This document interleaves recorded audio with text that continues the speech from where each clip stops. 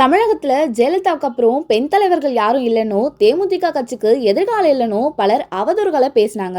ஆனா தேமுதிக பொதுச் செயலாளர் பிரேமலதா ஜான்சிராணி போல தமிழகத்துல தேமுதிக எழுச்சியுடன் இருப்பதை அண்மையில் நடந்த மாநாடு மூலம் மக்களுக்கு அவதூறு பேசியவர்களுக்கு எடுத்துரைத்துள்ளார். தேமுதிக யாரோட கூட்டணி சேர்வாங்கன்னு ஆர்வத்துடன் எதிர்பார்த்துட்டு இருக்காங்க.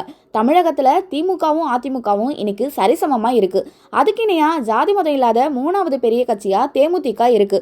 தேமுதிக எந்த கூட்டணிக்கு போதோ அந்த கூட்டணி தான் ஜெயிக்கும். கடந்த சட்டமன்ற தேர்தலில் 500 முதல் 3000 வாக்குகளிடையே 60 தொகுதிகளில் அதிமுக தோல்வியை தழுவியது. திமுக வெற்றி பெற்றது. தேமுதிகவிற்கு தமிழகம் முழுவதும் ஒவ்வொரு சட்டமன்ற தொகுதிகளிலும் 10 முதல் 15 வாக்குகள் இருக்கு. இன்னைக்கு 170 சீட்ல நிக்கணும்னு திமுகவும் அதிமுகவும் நினைக்குது. கொள்கை முடிவா தெரிவிக்கிறாங்க. தேமுதிகவுக்கும் இது போன்ற கொள்கைகள்லாம் இருக்கு. கடந்த 2011ஆம் ஆண்டு தேர்தலில் தேமுதிக 41 தொகுதிகளில் போட்டியிட்டு 29 தொகுதிகளில் வெற்றி பெற்றது. அதுல இப்போ 10 எம்எல்ஏக்கள் இல்லைனாலும் மீதி இருக்க 20 முன்னாள் எம்எல்ஏக்களை அவங்களெல்லாம் காக்கணும்ல. அதை திமுகவும் அதிமுக கட்சிகளும் புரிஞ்சுக்கணும்னு சூசகமா தேமுதிக 20 தொகுதிகள் கேட்டு வருவதா விஜய பிரபாகரன் பேசினார். கூட்டணியில இடங்களை கேட்பது எங்களோட உரிமையினும் கூடுதல் சீட்டுகளை தருவது உங்களோட கடமையினும் தேமுதிக முதலமைச்சரா ஆகணும்னு நாங்க கேட்கல, உங்களை முதலமைச்சரா நாங்க கேட்கிறோம்னு பேசியிருக்காரு. பெருமையோட சொல்லும் கேப்டன் சம்பாதிச்சிருக்காரு எங்க தொண்டர்கள் தான். அதுக்கான மிகப்பெரிய எடுத்துக்காட்டு ஜனவரி 9 நடந்த கடலூர் மாநாடு தான். எத்தனையோ பேர் சொன்னாங்க கேப்டன் இல்லை, இந்த கட்சி முன்ன மாதிரி இல்லைங்க, அது இல்லைங்க, இது என்னென்னமோ அவதூறு பேசினாங்க. மரியாதைக்குரிய அம்மையார் ஜெயலலிதா பிறகு பெண் தலைவரே இல்ல அப்படின்னு தமிழ்நாடு எப்படியோ என்னமோ சொல்லுவாங்க. ஆனா திருமதி பிரேமலதா விஜயகாந்த் ஜான்சி ராணி நான் அப்படின்னு போய் கல் வந்தாங்களே. ஏன் இதை சொல்றேன்னா, கேப்டன் உடல்நிலை சரியில்லாதப்போ ஒரு பக்கம் கட்சி ஒரு பக்கம் குடும்பத்தையும் பார்த்துட்டு இன்னைக்கு கேப்டன் நம்மளெல்லாம் விட்டுட்டு போனாலும் இன்னைக்கும் இந்த கட்சியை திரும்பி பழைய லெவல் கொண்டு வந்து இன்னைக்கும் தமிழ்நாட்டில் அதே 3வது பெரிய கட்சின்னு அந்த மாநாடு நிரூபிச்சு 10 லட்சம் மேற்பட்ட தொண்டர்கள், மொத்தம் 5 கார் பார்க்கிங் வச்சிருந்தோம். 5 கார் பார்க்கிங் 5 திசையிலிருந்து எல்லா கார் பார்க்கிங் ஃபுல்லா ஹைவேஸ் ஃபுல்லா வண்டி நிக்குது. இன்னைக்கு தொண்டர்கள் எல்லாருமே யாரெல்லாம் கொஞ்சம் கேப்டன் இல்லையே முடங்கி இருந்தவங்க எல்லாருமே நீங்க அந்நியாரை பார்த்து எந்திரிச்சு வந்துட்டாங்க. இதுதான் உண்மை. ஏன்னா மாநாடு முடிஞ்சதுக்கு அப்புறம் ஒவ்வொரு மாவட்டத்திலும் எனக்கு போன் கால் வந்தது, தம்பி எத்தனையோ பேர் ஆபீஸ் வந்துட்டு இருக்காங்க, நம்ம கட்சி முன்ன மாதிரி பெரிய லெவல் வந்துட்டு இருக்குன்ட்டு.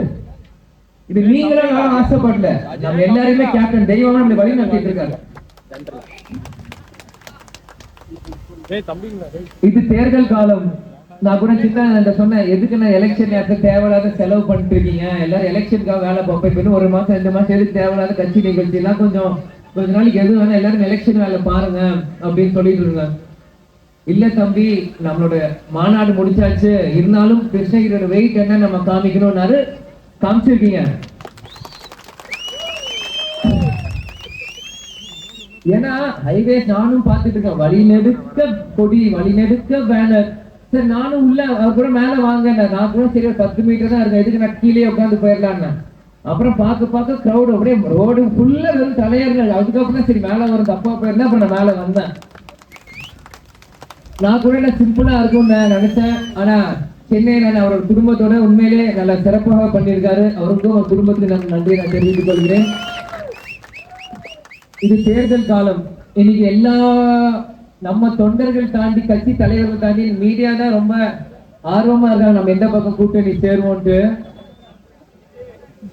அவங்க எல்லாரும் நான் சொல்லிக்கிறேன், 2021 திமுக வெற்றி பெற்றது, அதிமுக எதிர்கட்சியா வந்தது. 2 கட்சியோட வெற்றியோட பெர்சன்டேஜ் வந்து மிக பெருசுல வெறும் 2% தான் இன்னைக்கு ஏடிஎம்கே போன வருஷம் போன வாட்டி ஆட்சியை இழந்தாங்க.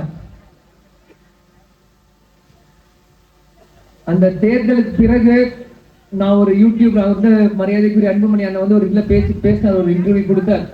அதுல சொன்னாரு 60-70 தொகுதிகள் 500-3000 ஓட்டுல அதிமுக கூட்டணி இழந்தது, அதனால திமுக பக்கம் வெற்றி வந்ததுன்னு. இன்னைக்கு பாத்தீங்கன்னா நீங்க 2 கட்சியுமே நீங்க பாத்தீங்கன்னா சரிசமமா இன்னைக்கு இருக்காங்க. திமுகவும் சரி அதிமுக கூட்டணி 2 கூட்டணியுமே சரிசமமா இன்னைக்கு இருக்கு. இங்க ஒரு தேசிய கட்சி, அங்க ஒரு தேசிய கட்சி, இங்க ஒரு ஒரு சார்ந்த ஒரு அமைப்புக்கான கட்சின்னு அங்க ஒரு அமைப்புக்கான கட்சி, இந்த மாதிரி இரண்டு பக்கமே பேலன்ஸா இருக்கு. ஆனா திமுக அதிமுக பிறகு எந்த ஜாதி எந்த மதமும் இல்லாம மக்கள் உள்ளத்துல இருக்க பெரிய கட்சி தேமுதிக தான். இதை யாராலையும் மாற்ற முடியாது. இன்னைக்கு ஜாதி இல்ல மதம் இல்ல, இங்க எல்லா சுத்தி இன்னைக்கு தேமுதிக தமிழ்நாடு முழுவதும் பரவி இருக்கு. இன்னைக்கு தேமுதிக கொடி பறக்காத கிராமம் இல்லைன்னு மறுக்க முடியாது. இதை நாங்க எங்களை பத்தி பெருமையா சொல்ல எதிர்கட்சிக்காரங்க மறுக்க முடியாது. இன்னைக்கு இது வந்து தெரிஞ்ச உண்மை. இன்னைக்கு தேமுதிக இருக்காத கிராமம் ஏதாச்சும் இருக்க முடியுமா?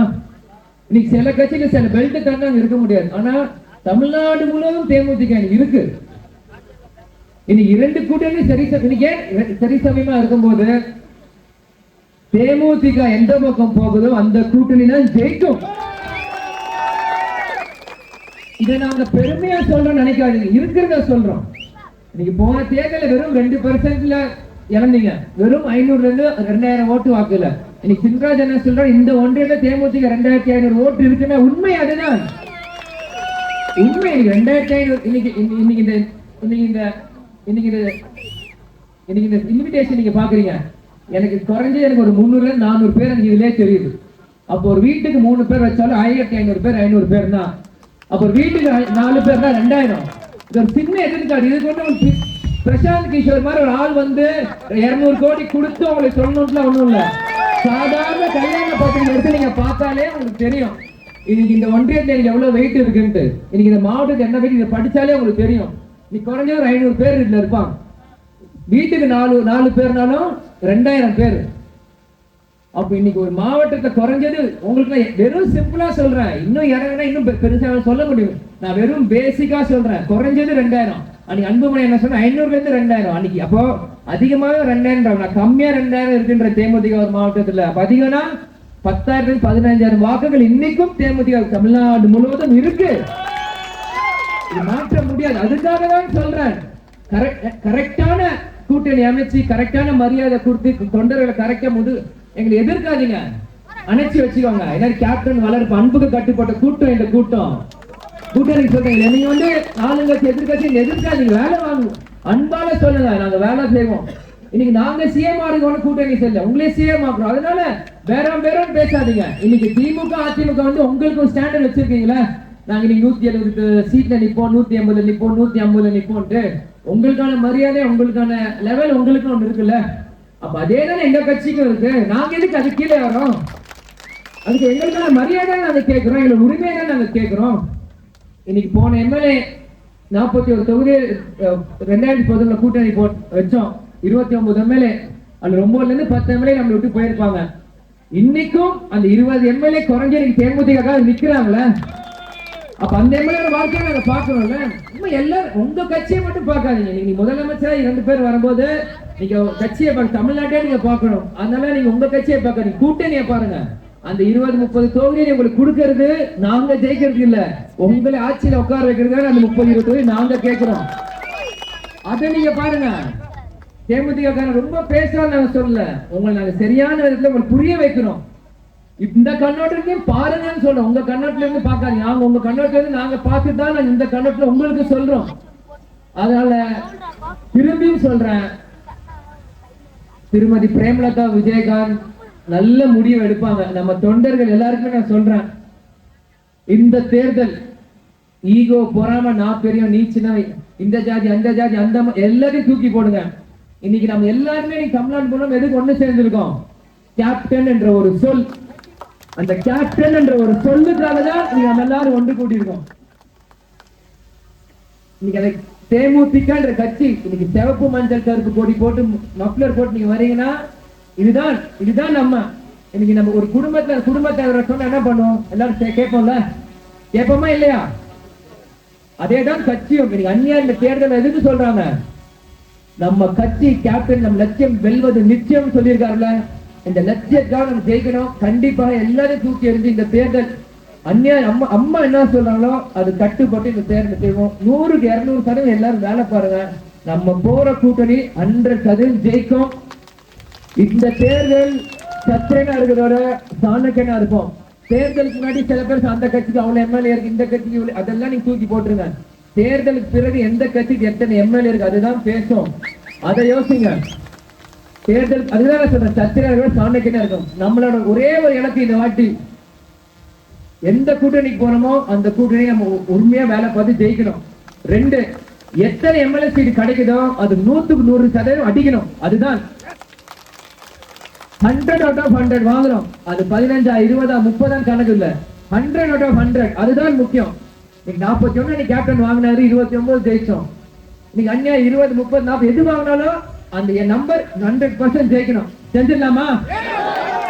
இந்த கிருஷ்ணகிரியில பேசுறது தமிழ்நாடு முழுவதும் கேட்கணும். அதனால சத்தமா சொல்லுங்க, செஞ்சிடலாமா?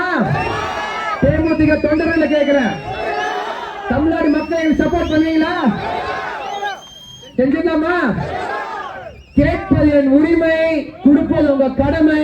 திரும்பியும் சொல்றேன், கேட்பது என் உரிமை, கொடுப்பது உங்க கடமை. கூடி விடை பெறுகிறேன். கிளைமேட் நல்லா இருக்கு, பிரியாணி வாசனை சூப்பரா இருக்கு. எல்லாரும் அருமையா இருந்து சாப்பிட்டு பத்திரமா வீட்டுக்கு போங்க. நான் இங்க இருந்து அம்மாவோட ரத யாத்திரை விருதுநகர் கிளம்புறேன் இன்னைக்கு நைட்டு. போயிட்டு கூடிய சீக்கிரம் நல்ல செய்தியோட எல்லாரையுமே சந்திக்கிறேன். நன்றி, வணக்கம்.